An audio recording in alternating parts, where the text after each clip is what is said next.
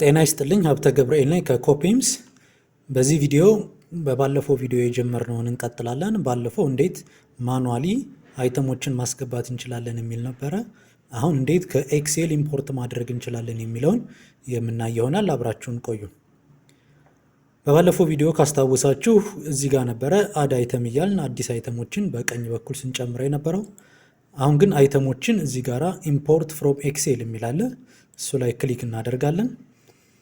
ከዛ በማንኛውም አይነት ቴምፕሌት ብታዘጋጁ አይቀበላችሁም ይሄ ሲስተም የሚቀበላችሁ ራሱ ያዘጋጀው ቴምፕሌት አለ። በሱ ፎርማት መሰረት ስታስገቡ ነው። እሱን ቴምፕሌቱን ዳውንሎድ አድርጋችሁ ማግኘት ትችላላችሁ። ዳውንሎድ ቴምፕሌት ብትሉት ቴምፕሌት ዳውንሎድ ያደርግላችኋል። እሱን ቴምፕሌት ትከፍቱና በዚህ ቴምፕሌት መሰረት አዘጋጅታችሁ ነው የምትሰጡት። ስትከፍቱ ያሳያችኋል ኤግዛምፕል። የአይተም ቁጥሮችን እዚህ ጋር ትጽፋላችሁ። ከዛ ኮዶቹን እዚህ ጋር ትጽፋላችሁ። እነዚህን ኮዶች የምታገኟቸው የት ነው? ወርክ አይተም ስታስገቡ ስታንዳርድ ወርክ አይተም እዛ ላይ ነው የምታገኟቸው። which means አንዴ ወደ ኋላ ተመልሼ ላሳያችሁ የት እንደምታገኟቸው። ወደ ሄድ ኦፊስ ደረጃ ልመለስና እዚህ ጋር ስታንዳርድ ወርክ አይተም ባለፈው ስንሰራ ካስታወሳችሁ ከሱ ነው የምታገኟቸው። ወርክ አይተምስ ላይ ክሊክ ታደርጋላችሁ።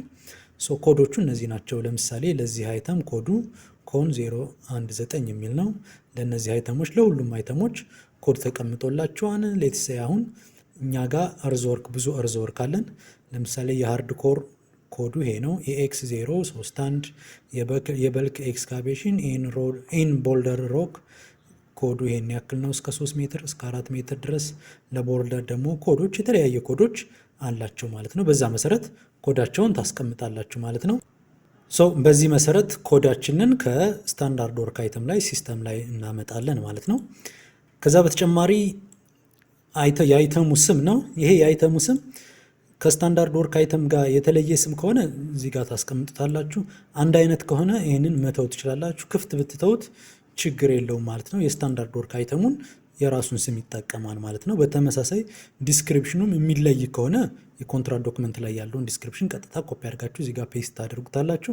ነገር ግን አንድ አይነት ስም ከሆነ ይሄንንም አያስፈልግም፣ ግዴታ አይደለም። ምክንያቱም ይሄን ኮድ ከሰጣችሁት የአይተሙን ኔም ያውቀዋል፣ ዲስክሪፕሽኑን ያውቀዋል፣ ዩኒቱን ያውቀዋል። እነሱ አይነት መረጃዎች አያስፈልጉም። የሚያስፈልገው ኦንሊ የአይተሙ ኮድ እና ምን ያክል ነው ኳንቲቲው የሚለውን እነዚህን ብቻ ይሆናል ማለት ነው። አሁን ለጊዜው እኔ ያዘጋጀሁት አይተም አለ ለዚህ ብዬ ያዘጋጀሁት። እሱን አሳያችሁና እንቀጥላለን። ያዘጋጀሁት አይተም ይሄ ነው። አንድ 10 አይተሞችን አዘጋጅቻለሁ። ከስታንዳርድ ወርክ አይተማቸው እነዚህን ኮዶችን አምጥቻለሁኝ። የአይተም ስሙ ኦልሞስት አንድ አይነት ነው። ከኮንትራት ዶክመንቱ ጋር የሚለዩት እነዚህ ናቸው። ሁለቱ አይተሞች ስማቸው ይለያል። ዲስክሪፕሽን ለሁሉም አይተሞች ኮንትራት ዶክመንት ላይ ያለውን ኮፒ አድርጌያቸዋለሁ። ከዛ የሚያስፈልገኝ ይሄ ይሆናል ማለት ነው፣ ወይም ኳንቲቲ ይሆናል ማለት ነው። እነዚህን ኳንቲቲዎች ቀጥታ ኢምፖርት ማድረግ ወደ ሲስተማችን ኢምፖርት ማድረግ እንችላለን ማለት ነው። ከኤክሴል ኢምፖርት ማድረግ እንችላለን ማለት ነው።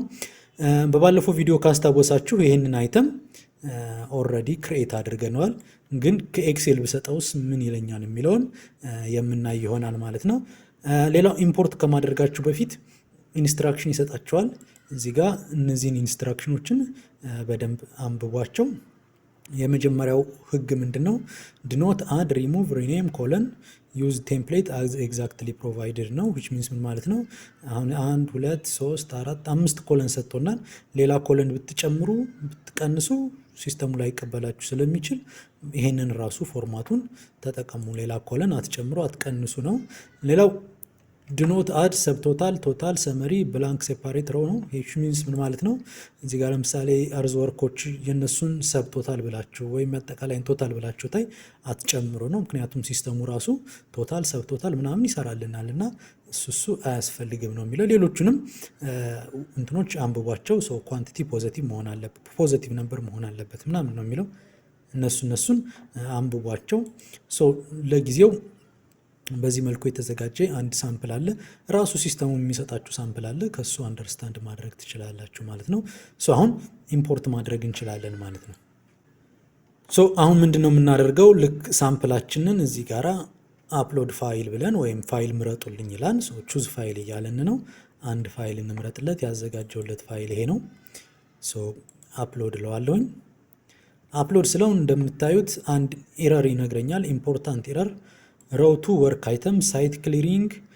ይሄ አይተም አለ እያለኝ ነው። ሳይት ክሊሪንግ ኤንድ ሪሙቪንግ ቶፕ 20 ሴንቲሜትር ሶይል ኦልሬዲ ኤግዚስት ኢን ዘ ቢል።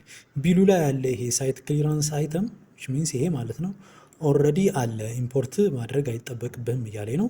ሶ ተመልሼ ልሂድና ይሄንን ላጥፋው።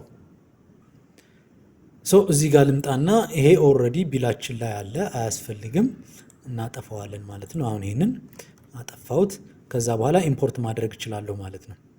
በድጋሚ አሁን ኢምፖርት ላድርገው። ኢምፖርት ሳደርገው እንደምታዩት ፕሪቪው ያሳየኛል። እርዝወርክ ላይ 2 አይተሞች አሉ። ይሄ ምንድነው? በልክ ኤክስካቬሽን ቱ ኦርዲናሪ ሶይል ኦቨር 3 ሜትር ኖት ኤክሲዲንግ 4.5 ሜትር አካባቢ ነው። ከዛ ካርታዌይ እዚህ ጋር አለን። ሬንፎርስድ ኮንክሪት 2 አለን። ሲ30ዎች ውድ ወርክ አለን። ውድ ወርክ 2 አለን። ስቲል ወርክ አለን። ፊኒሽንግ ወርክ አለን ማለት ነው። እነሱን እንጨምራቸው። ሰው አጠቃላይ 2 4 6 8 9 አይተሞችን ኢምፖርት አደረግን ማለት ነው። አሁን ኢምፖርት አደረግን። አሁን ስንት ሆነ ማለት ነው? አጠቃላይ 17 አይተሞችን ኢምፖርት አድርገናል ማለት ነው። ለምሳሌ የኮንክሪት ወርኮችን ብናይ እነዚህን 3ቱን በመጀመሪያ ነበር ኢምፖርት ያደረግናቸው። እነዚህን 2ቱን አይተሞች አሁን ከኤክሴል ኢምፖርት ያደረግናቸው ነው ማለት ነው። እና አሁን በዚህ ኬዝ ምን እናደርጋለን? አንዳንድ የማቴሪያል ዋጋዎች ሳንሞላቸው ቀርተን ሊሆን ይችላል። ኢምፖርት ስናደርግ ሁሌ ቼክ ማድረግ ያለብን ወደኋላ እንመለስና የተዘለለ ማቴሪያል ዋጋ ካለ እሱን እንሞላለን። ለምሳሌ ለውድ ወርክ እንደምታያቸው ይሄ ፋስትነርስ፣ ኔል፣ ስክሩ፣ ቦልት እነሱ ዋጋቸውን እናስገባለን። ሌላ የተዘለለ ማቴሪያል ካለ ሌትስ ሴይ እዚህ ጋር ፕሌይውድ አለን፣ ራንደም ዋጋ ነው የማስገባለት። ሬንፎርስመንት አለን። ይህንን ሴቭ ልበለው። ወደ ፔጅ ቱ ልሄድ፣ ወደ ሁለተኛው ፔጅ እዚህ ጋር ያልተሞላ የብረት ዋጋ አለ፣ እሱን ሴቭ ልበል። ወደ ሌበር እንሂድ። ሌበር ላይ ያልተሞላ ዋጋ የለም፣ ሁሉም የተሞላ ዋጋ ነው። እዚህ ጋር የዌልዲንግ ማሽን ዋጋ አለን፣ እሱን ሴቭ እንበል። ከዛ መቀጠል ሰብ ኮንትራት የለንም። አሁን ከኤክሴልም ኢምፖርት አደረግንም ማኑዋሊም ማስገባን ማለት ነው። በሁለቱም አይነት መንገድ አየን ማለት ነው። አሁን ይህንን ጨርሰናል። ፎርማት አድርገን ማየት እንችላለን። እንደምታዩት አይተሞቹ ይህንን ይመስላሉ። ወደ ኤክሴልም ቢል ኦፍ ኳንቲቲያችንን ኤክስፖርት ማድረግ እንችላለን። እንደምታዩት ቢል ኦፍ ኳንቲቲያችን ይህንን ይመስላል። አሁን 2 ፔጅ ነዋል፣ ብዙ አይተሞችን ስላስገባን ማለት ነው። እንደምታዩት እያንዳንዱን ሰብቶታል እየሰራልን ይሄዳል ማለት ነው። አጠቃላይ የዚህ ቢል ዋጋው 8.something ሚሊዮን ብር አካባቢ ይሆናል ማለት ነው። አሁን ኦሪጂናል ቢል ኦፍ ኳንቲቲያችን ይህንን ይመስላል። ወደ ኋላ እንመለስና ቢል 1 ላይ ይሄ አለ። ቢል 2 ላይ እናንተ እያስገባችሁ ፕራክቲስ አድርጉ። እኔ ዘለዋለሁ ማለት ነው። አሁን እንደምታዩት ኦሪጂናሉን ዋጋውን ይነግረኛል። ሪቤት 0% ነው፣ እሱ የለም። ሁለቱን ደምሮ ይሄን ያስቀምጠናል። ቫሪሽን እና ሰፕሊመንታሪ ቀንጣይ የምናይ ይሆናል። የነሱ ዋጋ 0 ነው። ይደምርና ያስቀምጥልናል። ቫቱ ይሄን ያክል መጥቷል። ሁለቱን ደምሮ አጠቃላይ የፕሮጀክቱ ኮስት ይሄን ያክል ነው ማለት ነው። አሁን ይሄ ፕሮጀክት እንደምታዩት ስታተሱ ድራፍት ላይ ነው፣ ወይም ቢል ኦፍ ኳንቲቲው ድራፍት ላይ ነው። ይሄንን ያዘጋጀው ሰው ወይም ፕሪፔር ያደረገው ሰው ሰብሚት ይለዋል። ሰብሚትድ ሆነ ማለት ነው። ቀጣይ ይህንን ቼክ እንዲያደርግ ፕሪቪሌጅ የተሰጠው ሰው ያይና ቼክ ያደርገዋል። አሁን እኔ ሁሉም ፕሪቪሌጅ ስላለኝ ቼክ ላድርገው።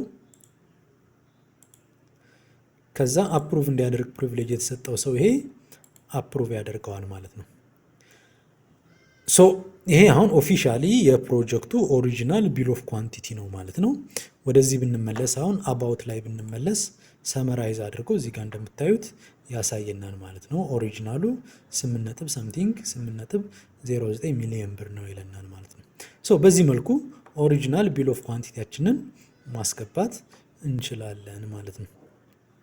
ቀጣይ ቫሪዬሽን እንዴት እናያለን፣ ሰፕሊመንታሪ እንዴት እናያለን የሚለውን የምናይ ሲሆን እችኛዋን እንዴት የቢሏን ሰመሪ ጀነሬት እንዴት እንደምናደርግ ወደ ፒዲኤፍ ላሳያችሁ።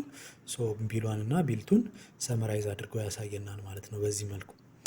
ቀጣይ ቫሪዬሽን እና ሰፕሊመንታሪ የምናይ ይሆናል። አብራችሁን ቆዩ።